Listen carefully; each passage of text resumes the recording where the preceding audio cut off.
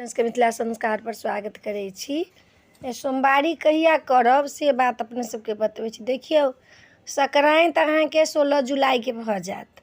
16 जुलाइके भऽ जायत आ पूर्णिमा अहाँके 21 तारीखके अइ, 21 जुलाइके। और हरसेन एकादशी अइ 17 जुलाइके। हरसेन एकादशी जे करै छी, देवसुती एकादशी, तखनसँ सुति रहै छथिन विष्णु भगवान, तऽ देवसुती एकादशी 17 तारीखसँ।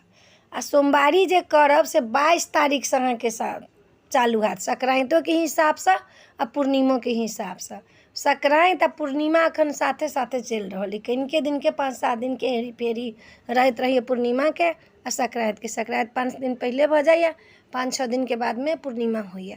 21 तारीखके अहाँके गुरु पूर्णिमा अइ, 17 तारीखके हरसेन एकादशी अइ, देवसुती एकादशी जे कहै छियै से। तखनसँ भगवान सुति रहै छथिन आ भोला बाबापर सब भार भीड़ धऽ दै छथिन। आ साउनके जे सोमवारी करब से 22 तारीखके से अहाँके शुरू। 22 तारीखके सोम अइ आ 22 तारीखसँ शुरू अइ। 16 तारीखके संक्रांति भऽ, संक्रांतिओ वाली 22 तारीखसँ करथिन आ पूर्णिमो वाली जे छथिन से 22 तारीखसँ करथिन। दुनू जे छथिन से सङ्गे सङ्गे एहिबेर करथिन आ सङ्गे सङ्गे समाप्तो हेतनि हुनका एहिबेर। तऽ 22 तारीखसँ सोमवारी अहाँसब करू, साउनवला सोमवारी। हरसेन एकादशी 17 तारीखके अइ, गुरु पूर्णिमा 21 तारीखके अइ। तऽ सोमवारीके बारेमे अपने सबके दऽ देलहुँ हँ जे कतेक तारीखसँ करब, तऽ 22 तारीखसँ अहाँसब सोम करब।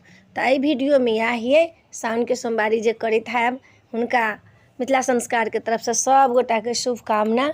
सब गोटा नीकसँ सोमवारी करू आर पूजा करू भोलेनाथके, बड़ा प्रसन्न होइ छथिन।